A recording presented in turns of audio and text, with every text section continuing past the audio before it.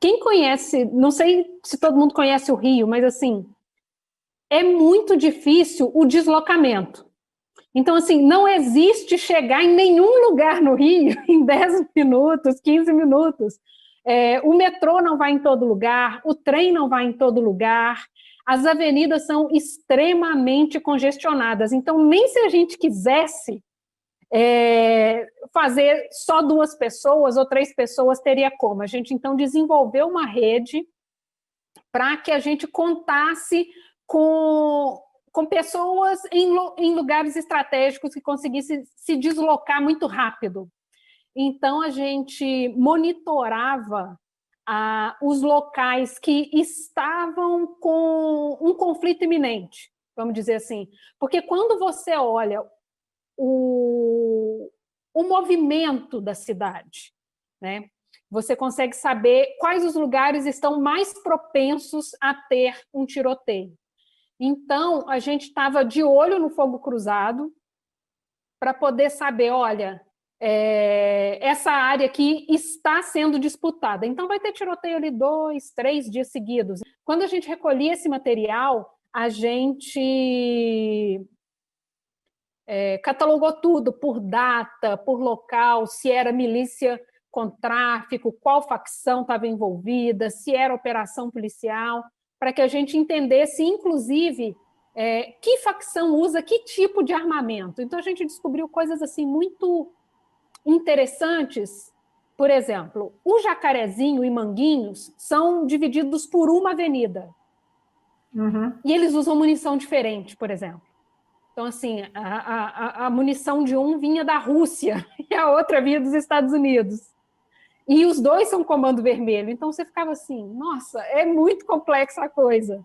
Porque o depois, a análise de tudo, o correr atrás de informação, o de receber negativas em todas as instâncias da lei de acesso à informação, a negativa das empresas, do Exército. Então, assim, o correr atrás disso para poder conseguir informações pelas beiradas, né? Porque aí, como eu citei, a gente conseguiu um levantamento do Ministério Público Federal lá da Paraíba, que já tinha solicitado à CBC Taurus os maiores lotes já produzidos. Então, assim, eram lotes com quase 20 milhões de unidades, e a legislação diz, o lote precisa ter 10 mil unidades. Então, assim, a gente foi achando uma série de outras violações, de infrações de normas e portarias das Forças Armadas, que é isso, o pessoal vai passando por cima porque quem se importa, né? Literalmente quem se importa. A gente termina com muito mais perguntas do que respostas, de fato. Porque, assim, a gente consultou o Exército, consultou o poder público, e e aí? Vocês estão vendo que tem esse buraco aqui, e aí? Aí era aquelas respostinhas que a gente já está acostumado, né? Meia boca, e é isso mesmo. E é isso. Então, a gente continua aí, especialmente agora, com a flexibilização dessas portarias do Exército, que, inclusive, tem projetos de lei para poder abolir a marcação dos lotes. Então, você fica assim, beleza, aí é que a gente não vai saber mais nada tão cedo. E aí a gente... Mais uma pergunta, a quem interessa não saber de onde vem essa munição e para onde ela vai, né? E eu gostei muito desse trabalho porque te obriga a refletir sobre como nós estamos nos comunicando.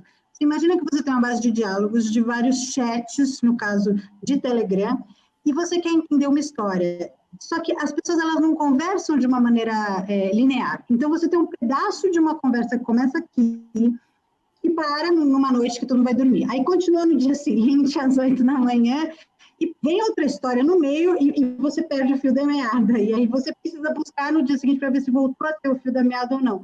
Ao mesmo tempo, você tem chats acontecendo paralelamente no tempo, mas são documentos separados. Então, para você entender o fio de uma história, você precisa basicamente garimpar em várias conversas diferentes. É assim um enorme quebra-cabeça. há espaços cada vez mais para essas parcerias entre projetos independentes para vocês terem mais visibilidade e alcançar, como vocês fizeram, você estava com um pedaço da história, eles tinham um pedaço da história, vamos juntar e vamos fazer uma super história.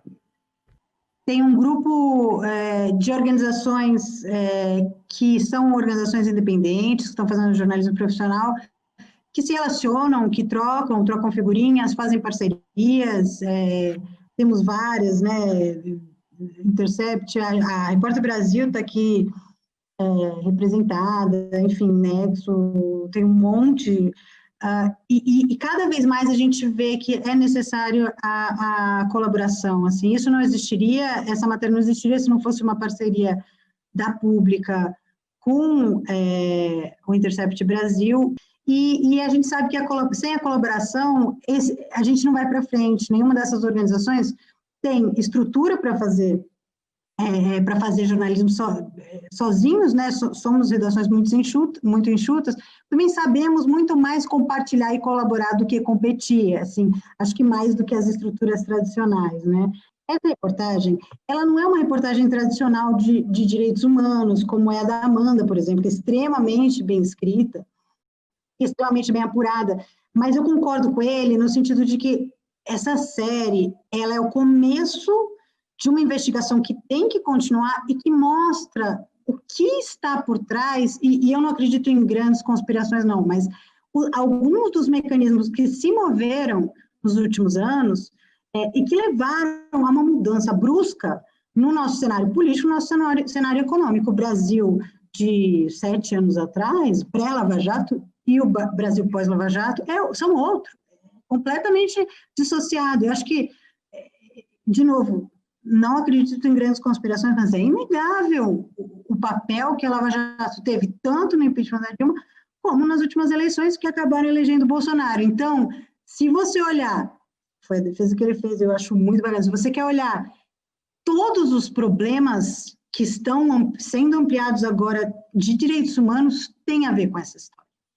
Foi uma matéria muito triste de fazer, é uma matéria doída, e é uma matéria que eu sempre tive muita dificuldade de explicar, porque quando você fala sobre ela rapidamente, ela parece uma matéria mórbida, parece um tema mórbido, um tema que beira o sensacionalismo, porque você está falando de partes de corpo, você está falando de algo muito que mexe, acho que, com o nosso âmago de ser humano, assim, muito profundo.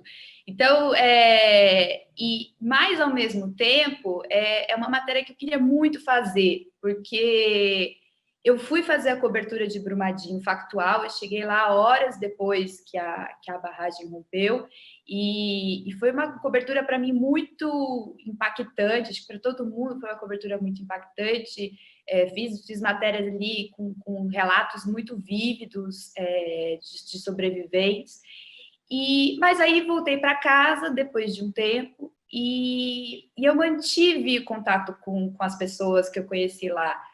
Então, nas matérias que são as matérias que eu me envolvo mais, eu me envolvo mesmo e eu continuo falando com as pessoas depois da matéria publicada. E aí o resultado era muito cruel, porque a gente estava de fora vendo as notícias que eram sendo publicadas, a gente tinha, pelos números, uma impressão, de certa maneira, né, positiva, né? Poxa, então foram 270 desaparecidos, né?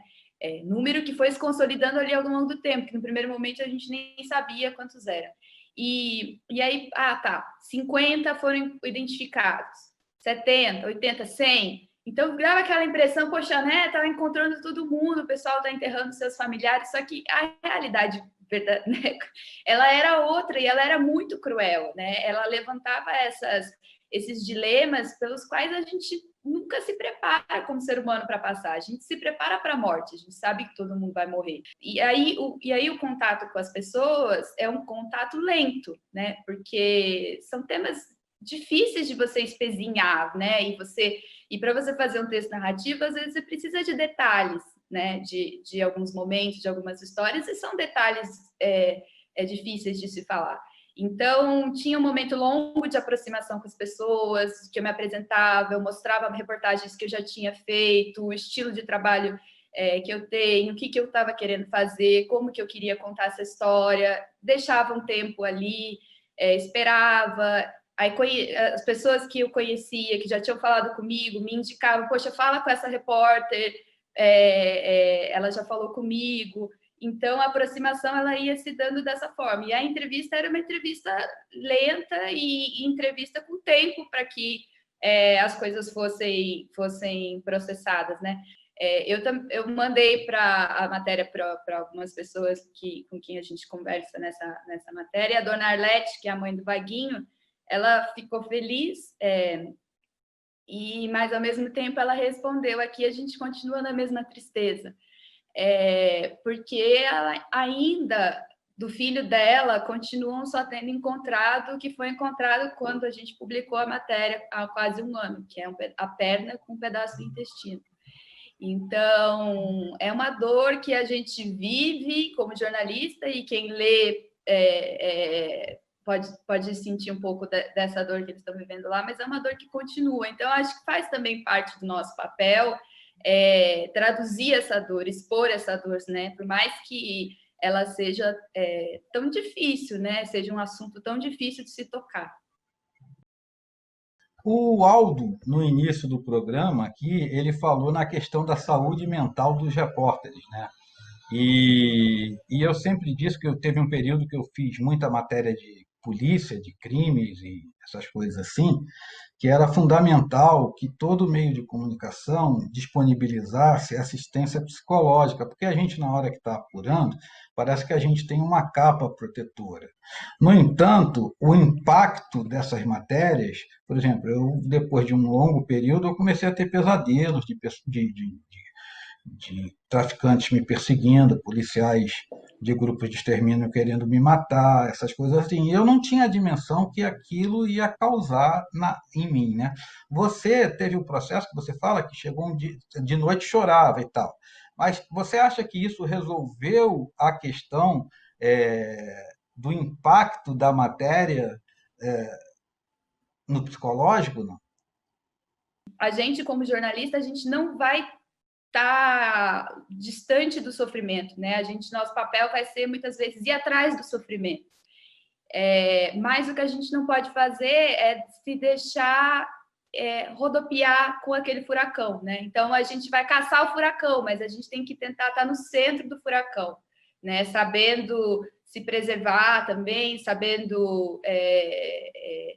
Você vai ver o furacão rodopiando, você vai sentir a emoção junto, mas você tem que estar ali no centro, sabendo se preservar. Eu acho que essa metáfora da Cláudia Colucci é muito bonita e muito poderosa, que é isso, a gente vai...